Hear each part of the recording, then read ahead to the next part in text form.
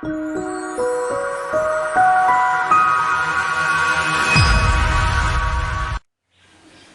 प्रभात। कक्षा 8वीं सी है ना, सेकंड लैंग्वेज। पिछले हमने पद्य भाग से आपका कविता शुरू की थी, मेघ आए, है ना। 2 हमने खत्म कर दिए थे, दो पद्यांश, है ना। अब हम चलते हैं तीसरे पद्यांश की ओर। तीसरे पद्यांश में बहुत ही सुंदर, है ना। बूढ़े पीपल ने आगे बढ़कर जुहार की, बरस बाद सुधी लीनी, बोली अकुलाई लता, और होकर किवाड़ की, हरसाया ताल लाया, पानी परत भर के, मेघ आए बड़े बंठन के सावर के। यहाँ पे जिस प्रकार, है ना, हमारे परिवार में जब कोई किसी बाहर से कोई मेहमान आते हैं तो परिवार के सबसे बुजुर्ग, सबसे बड़े उनका स्वागत करते हैं, अभिनंदन करते हैं। उसी प्रकार, है ना, बूढ़े पीपल, है यहाँ पे सबसे पहले मैं आपका शब्द अर्थ में जाती हूँ। बूढ़े यानी वृद्ध को कहा गया, जुहार स्वागत को, बरस यानी 1 वर्ष, सुधी लीनी यानी खबर ली। अब इस पद्यांश में बहुत ही सुंदर यहाँ कवि ने अकुलाई यानी उत्सुक हुई, और होके, हर्षाया यानी प्रसन्न हुआ, कि दरवाजे के पीछे छिपकर, ताल तालाब को कहा गया, परात एक तरह का बड़ा सा था, जिसमें हम लोग आटे मैदे गूंथते जाते हैं। यहाँ पे कवि ने जिस प्रकार मैंने अभी कुछ देर पहले बताया कि मेहमान आने से परिवार के सबसे बड़े उनका स्वागत अभिनंदन करते हैं। यहाँ पर भी बादल के, क्योंकि यहाँ पे मानवीकरण है, इसलिए कवि ने बादल के आने से, है ना, बादल के आने से पीपल, बूढ़े पीपल भी झुक गए, है ना। बूढ़े पीपल का झुकने का मतलब है यहाँ पे उस हवा के चलते, बादल आने के बाद वातावरण में पूरी हवा चलने लगी, हवा के चलते वो बूढ़े पीपल भी झुकने लगे, है ना। हवा की तेजी से वो झुकने लगे।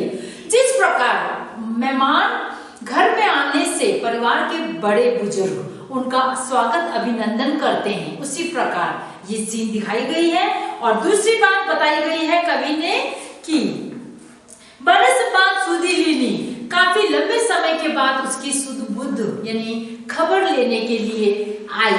उस नायिका वो दामाद से शिकायत करती है ना, वो दुल्हा से शिकायत करती है कि काफी लंबे समय बाद, 1 बरस बाद मेरी खबर लेने आई है ना। उस कारण वो गुस्सा हो जाती है, कहती है। भावार्थ के अंतर्गत देखते हैं, कवि ने यहाँ बताया है कि पीपल के वृक्ष की टहनियां बादलों के आने पर झूमने लगती है। तो कवि ने यह कल्पना की है ना, मान लो घर का बूढ़ा व्यक्ति मेघ रूपी दामाद का अभिनंदन कर रहा है, क्योंकि पीपल के वृक्ष की आयु बहुत अधिक होती है। दरवाजे के पीछे स्थित लता को अपने मायके में रहने वाली युवती के रूप में चित्रित किया है, जो अपने पति को उल्हाना दे रही है, शिकायत कर रही है कि आपने 1 वर्ष बाद खबर ली है ना, मेरे 1 वर्ष बाद मुझे पूछा, मेरे खबर लेने आए, है ना। गांव में शहर की भांति पत्नियां बेझिझक, गांव के जो स्त्रियां हैं शहरी स्त्रियों से बिल्कुल अलग होती है, उनके रहन सहन, उनके तौर तरीके, है ना। यहाँ पे गांव की स्त्रियां कोई मेहमान के सामने अचानक आगे नहीं आती, है ना। यहाँ तो लड़की, ये दामाद और उसकी पत्नी के बारे में यहाँ कहा गया है कि पत्नियां कभी भी जो अपने पतियों के सामने आती नहीं है अचानक से, वो देख रही होती है उस पर्दे की आड़ से। गांव में शहर की भांति पत्नियां बेझिझक पति के सामने नहीं आ सकती, जिस तरह से खुले शहर में आ जाते हैं, आमने सामने होते हैं, लेकिन गांव में ऐसा रिवाज नहीं है। अतः मानो पत्नी दरवाजे की ओट में खड़ी होकर पति को उल्हाना दे रही है। मेघ के आने पर तालाब भर जाते हैं, है ना। बारिश बरसने के बाद बड़े से तालाब का भरना, है ना, भर जाती है। उसी प्रकार मानो तालाब परात में जल भरकर मेघ रूपी दामाद के पैर धोने के लिए प्रस्तुत हुआ है। मानो बड़ा सा थाली है ना, जो परात उसमें पानी भरा हो, तालाब में जो पानी भरा मानो उस परात में पानी भर गया हो और उस पानी से उस आए हुए मेहमान के पैर धुलाए जा रहे हो मानो, है ना। तालाब में जल भरकर मेघ रूपी दामाद के पैर धोने की प्रस्तुत यहाँ पे दिखाई। यही कारण है कि वह मेघ रूपी दामाद का स्वागत करते हुए बहुत प्रसन्न है।